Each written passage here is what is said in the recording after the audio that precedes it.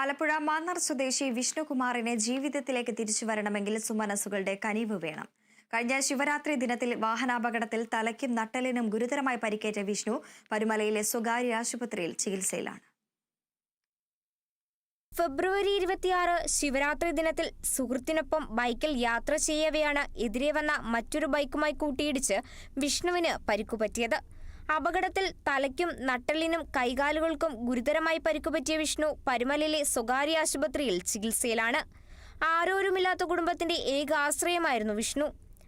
തന്റെ ബില്ല് 10 ലക്ഷത്തിലധികം ബില്ലായിട്ടുണ്ട്. ഞങ്ങൾക്ക് സ്വർണം വിറ്റും ബന്ധുക്കാരെ സഹായിച്ചും പാർട്ടിക്കാരൊക്കെ ഞങ്ങളെ സഹായിച്ചു 4.5 ലക്ഷത്തോളം ഞങ്ങൾ ഇപ്പൊ അടച്ച്. ഇനി 7 ലക്ഷത്തോളം ഞങ്ങൾക്ക് ഇനി അടക്കാനുണ്ട്. എങ്ങനെ അടക്കണമെന്ന് ഞങ്ങൾക്ക് അറിയില്ല. ആരെങ്കിലുമൊക്കെ ഇങ്ങനെ സഹായിച്ചാൽ മാത്രമേ ഇനി ഞങ്ങൾക്ക് എന്തെങ്കിലുമൊക്കെ ചെയ്യാനും രക്ഷിച്ചോടുന്ന് കൊണ്ടുപോകാനും പറ്റുള്ളൂ. മാവേലിക്കരയിലെ ഇരുചക്രവാഹന ഷോറൂമിൽ ജീവനക്കാരനായിരുന്ന വിഷ്ണുവിന്റെയും എറണാകുളത്തെ സ്വകാര്യ സ്ഥാപനത്തിൽ ജീവനക്കാരിയായ ഭാര്യ സിസിലി ജോർജിന്റെയും തുച്ഛമായ വരുമാനം കൊണ്ടായിരുന്നു കുടുംബം കഴിഞ്ഞു വന്നിരുന്നത്. ഭർത്താവിന്റെ പരിചരണത്തിനായി സിസിലിക്ക് ജോലി ഉപേക്ഷിക്കേണ്ടി വന്നതോടെ വരുമാനമാർഗം ഇല്ലാതെയായി. 1 മാസമായി ആശുപത്രിയിൽ ചികിത്സയിൽ കഴിയുന്ന വിഷ്ണുവിന്റെ ചികിത്സയ്ക്കായി 10 ലക്ഷത്തോളം രൂപയാണ് ഇതുവരെ ചിലവായത്.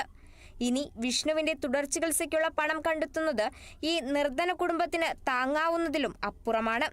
ഈ തുക കണ്ടെത്തുന്നതിന് സുമനസ്സുകളുടെ സഹായം തേടുകയാണ് ഇപ്പോൾ ഈ കുടുംബം.